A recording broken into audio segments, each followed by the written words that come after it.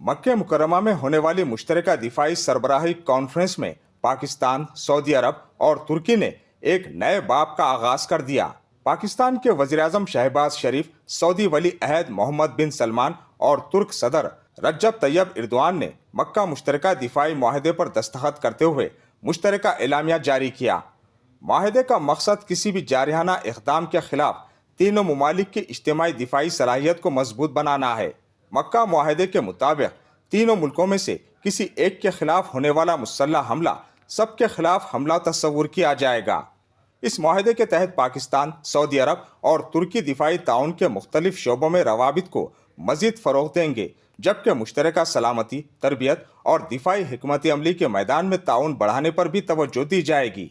यह मुआहदा ऐसे वक्त तय पाया है जब मशरिक़ वस्ता के कशीदा हालात और बहर अहमर और बाबुल मंदब जैसे अहम बहरी रास्तों की सिक्योरिटी को दरपेश चैलेंजेस ने खित्ते के ममालिक को दिफाई राब्ते मजबूत बनाने पर मजबूर कर दिया है।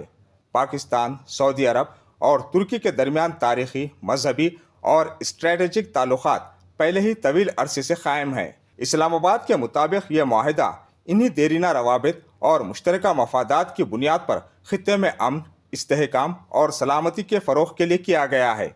इससे कबल भी पाकिस्तान और सऊदी अरब के दरमियान बाहमी दिफाई ताउन से मुताल्लिक़ एक अहम मुआहदा तय पा चुका है, जिसमें दोनों ममालिक ने एक दूसरे की सलामती को मुश्तरका जिम्मेदारी और अहम तरजीह करार दिया था। मक्के मुकर्रमा में होने वाली सरबराही कॉन्फ्रेंस के दौरान तीनों ममालिक के रहनुमाओं ने इलाकाई और आलमी सूरत हाल, मुश्तरका मफादात और मुस्तकबिल में दिफाई ताउन के फ़रोग़ से मुताल्लिक़ उमूर पर तफसीली तबादले ख्याल किया।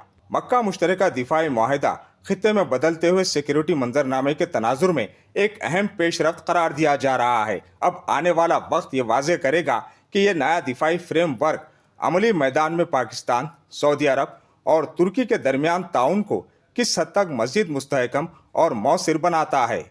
ब्यूरो रिपोर्ट, मुनसिफ टीवी।